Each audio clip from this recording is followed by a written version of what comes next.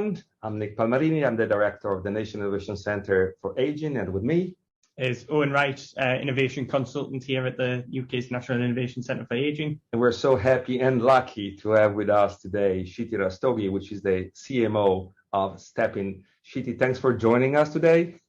It's absolutely my pleasure, and I'm really excited to talk to everyone.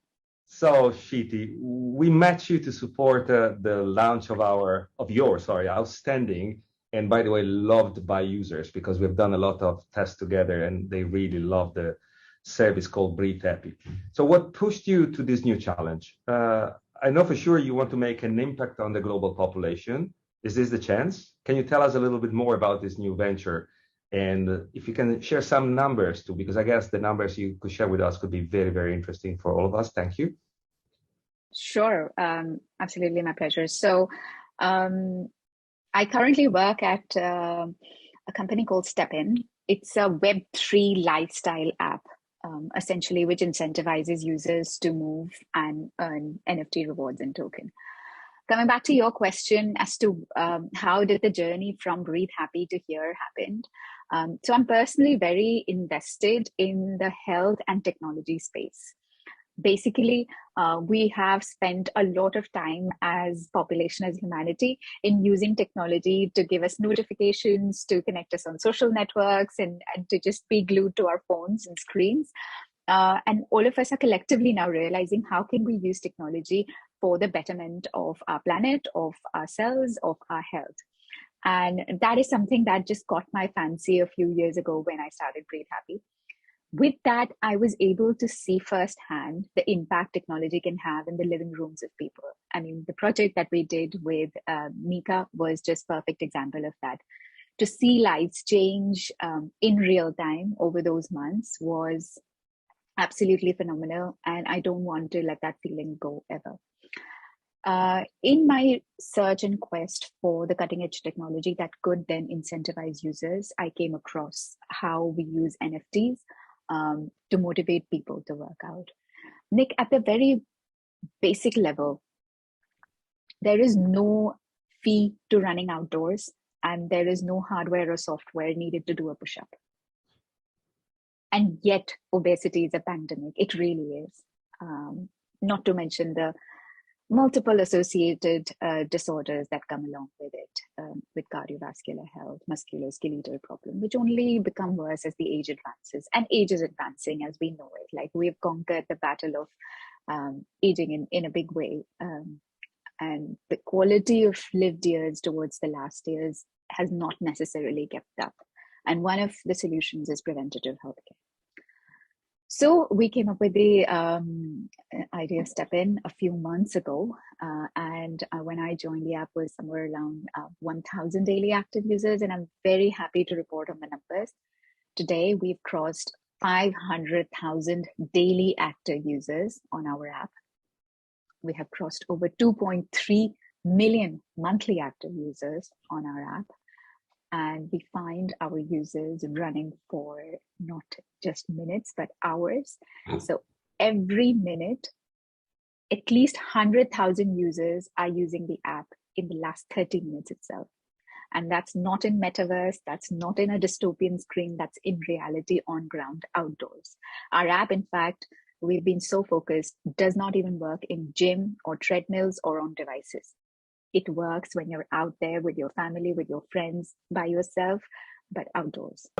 I know it's not a really easy question at all, but can you tell us in the simplest of terms what NFTs are and why they are the new buzz on the innovation landscape, and how they are related to Bitcoin in your business model?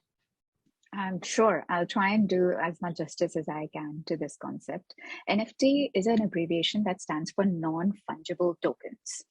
Non-fungible is a concept which basically means if I give you a pound or a dollar note, that's a fungible currency because I can replace it with any other pound or dollar note. Similarly, Bitcoin or Ethereum, these are the blockchains or the technologies on which NFTs are built, but they are fungible. one Bitcoin can be replaced for another Bitcoin. Similarly, one Ethereum can be replaced for another Ethereum. However, NFTs, non-fungible tokens, are unique pieces of these digital assets. They can be of various kinds. They can be a piece of art. So a painting like Mona Lisa can be in digital realm called an NFT. A piece of music, which is unique in its composition, is not replicated, can be an NFT. And such pieces of digital art, or in our case, in our app, these are sneakers. So we release NFTs of unique sneakers, which users first buy in the app, and then through various game design mechanics like leveling up, like using energies, and various game designs that I will not go in for at the moment, can then upgrade or mint new NFTs. And that's how you earn NFT rewards and earn tokens. So NFTs, the advantages of NFTs is a digital ownership. So when you log on to something like Facebook or any centralized platform, you don't own your data. And this is a constant complaint people may have heard. With NFTs, you as an individual own the data. There is no platform. So we as app do not own the NFTs you have in the app. I should make a direct comparison to some of the traditional games in this space where users, you may have seen your kids play. They would buy skins, they would play for hours to earn some assets in the game. But at the end of the day, those are fictional concepts. They cannot be converted to real life for any real goods or money. With NFTs, the technology gives you the chance to do that, because these NFTs then can, through the blockchain technology, convert in real assets and translate into real money that you can use to buy real food, real clothing. So games is a start of it. Sometimes a lot of technologies, defense and games are the beta testers of them. And eventually the hope is that it trickles down to the mass adoption, to the real public. And game like Step-In is a first step towards that. Brilliant. So it still seems like quite a complicated thing to access. However, it's obviously only a matter of learning new processes and rules to engage with those types of platforms. And we've learned a lot about humans, about digital in the last decade. And did you, or do you see any way to progress the access to these technologies to make it more inclusive and more accessible to a wider audience? Oh, yes, absolutely. I mean, if we just zoom out of this and define what complexity even is in technology, imagine a farmer in 18th century farms, right? Yeah, he's farming, he's toiling hard in the sun, out in the fields for the survival. Pick that farmer, move him to 19th century. He's still doing that farming, toiling in the fields, picking the fields out there in the sun. Maybe the clothes have changed, maybe the tools have changed, but nature of work pretty similar. Now move that farmer and pick him to 20th century. Bingo, there is FaceTime, there's electricity. I mean, the poor thing cannot even wrap his head around electricity, let alone the concept of FaceTime, the concept of television, the concept of you and I talking like this miles apart. And we as humans have adapted to that and much more, right? Come to think of it, these are immensely complex technology. How your voice reaches you, how your voice reaches my ears and my voice reaches your ears in real time, miles apart. And yet we've overcome these complexities. And it's not like we've taken centuries. In the last 200 years, the amount of progress we as humanity has made has been immense, considering the human history spans for 10,000 years or 50,000 years, to be honest. So not only our technological progress is happening, but the rate at which that progress is happening is very sharp as well. So that is called the acceleration of progress. So I have absolutely no doubt in our ability to adapt to this change and learn and absorb at any age for that matter. I mean, we did a study at Brain Happy where the adoption of tablets in the span of 40 to 70-year-old was staggering. They were the fastest growing segment and that was largely driven by things like FaceTiming with their grandchildren, with their family members, with people who had moved out of the households. So the reasons can be immense. The reasons and the adoption techniques will be varied, and they will be new and novel and upcoming. And once again, Step In is a step in that direction, right? No more are we now forcing people to play in front of their screens in their living room with lights switched off. We have found a novel application for running outdoors for what we call as real impact making technology. And as we find more and more novel uses, more and more healthy and positive feedback uses, these technologies will go in for mass adoption. So you talked earlier about the gamification of in the element to Step In and the behavioral change of that, and that really intrigues me about your initiatives. We are doing a lot on pedestrianism and walkability, also leveraging walking robots, Cheetah, as you may have seen, to explore new approaches to behavioral change. So promoting a healthy lifestyle is our everyday mission. Yeah. However, suggesting a better lifestyle like walking more is not always enough to convince people to do that. You are demonstrating, as you said, by numbers that your approach, leveraging these NFTs and rewards in Bitcoin, that it can move mountains, as they say. And can you tell us a little bit more about it in that gamification and what it's allowing you to achieve and to help other people achieve as well? Yeah, what are the triggers by your experience, Shiti? Sorry, what are the three? The triggers that you see in your community, literally moving, pushing them to act, to behave more, to change their behavior, to walk more. Yeah, I think this is one of the most important questions that we deeply think about, and I have personally thought about a lot in life. We as humans, again, we're not wired to take a book and read. We're wired to sit on a couch and watch TV for hours. We're not wired to get on a treadmill or go outdoors and walk and exercise. We're wired to just sleep on a beach under the sun. At the basic core, we are animals, social animals, but monkeys, right? So we are wired with those animalistic tendencies. And then we take support of philosophy, of willpower, of technology, of gamification to overcome these animalistic tendencies, to be the better version of ourselves. And that's the constant struggle, right? We teach the child, we teach the siblings not to hurt one another. They're not ingrained. We have to coach these human behaviors as parents, as teachers, as society, as ourselves.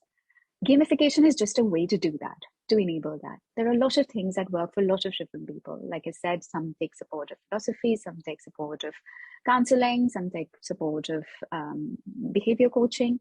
And gamification is just another way for right from sportsmen to athletes to normal people to just incentivize and reward themselves for better behaviors, to build habits that otherwise we know are hard to build. I mean, who wants to go to the gym and toil themselves, like literally torture themselves, lifting weights that we're not wired to weight, to run on a machine like a maniac? These are not, I would say, normal, expected human behaviors. And gamification, therefore, is a very powerful tool in all walks of our life, whether we teach the child to behave properly so that they can get a star reward, or whether it's an adult and you incentivize them with NFTs. So yes, as numbers have indicated, we have been one of the few crypto apps that have sort of found this mass adoption, because right from the start, our mission has been to transport as many users as possible from Web 2 to Web 3, as we call it, to make sure that we're not developing this technology or UI or UX of the app in a way that puts barriers to normal people in understanding. We want to open the floodgates. We don't want only crypto natives or gamers to take advantage of this technology. Yes, it's going to be a long journey. Nobody's saying it's going to happen overnight. Although I must admit there that when done right, our app is only about 7 to 8 months old, and we've seen the kind of adoption that we've seen. We're now a unicorn already, so we've crossed the market cap of $2 billion. And that has happened largely because of the adoption. A third of our users, in fact, are non-crypto natives, and they're being onboarded right now by our users with their families. So they get their mothers, fathers. We see a lot of 55, 60-year-olds on our app. They just have to get onboarded. Like somebody has to just show them how to download the app, create a wallet, and transfer the NFTs in it. And from there on, it becomes simpler. And over time, we will start releasing features in technology that would make need for this onboarding also less and lesser. And that's when, gamification approach can then reach even broader audience. So in short, I would say we have developed what we will call still as a proof of concept with these 2.5 million people. It works. And we will now slowly keep on developing features and lowering the entry barriers so that we can reach even a broader audience. So Shiti, so it's so interesting. I think you already answered what I'm going to ask you, but I guess this is the question everyone is expecting, given our role. Personally, I don't see why not, but I rather ask you, what application do you foresee for an aging population? Do you think these approaches and technologies can be of interest to older adults today, or is too early? But I don't know. I mean, if the case is too early, it's really a question. And do you have any evidence? I think you already mentioned that in your customer base, there is hopefully, I think, a growing interest in older adults about this technology. Do you see other application in longevity landscape? For example, nutrition is the first thing that comes to my mind. Absolutely. Like so many, I can't even begin to, I get very excited. So we see one of the biggest problem is pill adherence, that people don't take their prescriptions unmonitored, right? There could be simple incentives of clicking your prescription and while you're taking the medicine and uploading the photo and making sure there are incentives attached to it. Not only does it become a game, it can become like a social element as well. Like look at your colleagues, we can create a trend line, a chart of who's sticking to their medication the longest, and we can make a fun thing out of this. Sometimes that feeling of loneliness crippled with isolation combined with the reminder of your age and your disease makes it such a morbid thing to do, right? And people often escape out of that. And it can be a fun, gamified, social thing to do, is what I'm trying to say. And therefore, I've taken like the worst possible example. If you look at the positive side of it, which is nutrition, which is even water intake, which is daily activity levels, we're already developing a proof of concept here on how it can be used for better. Yeah, I'm thinking instead of sneakers, probably recipes could be the next NFT that you can put there and just, you see, absolutely go that way. So thank you so much, Shiti. I think that for everyone who follow us and knows Nika, I'm sure that they will recognize our attempt to, foresee the innovation that is happening to the planet and bring this innovation to the people, ask and work with the people to see if this innovation could be meaningful for their life. So I'm telling everyone, stay tuned, because we hope to do some more work with Shiti and her team, which we think it could be a frontier that we really would like to explore now, because we think we're feeling it's coming, and the impact over the population could be really, really meaningful. So Shiti, once again, thank you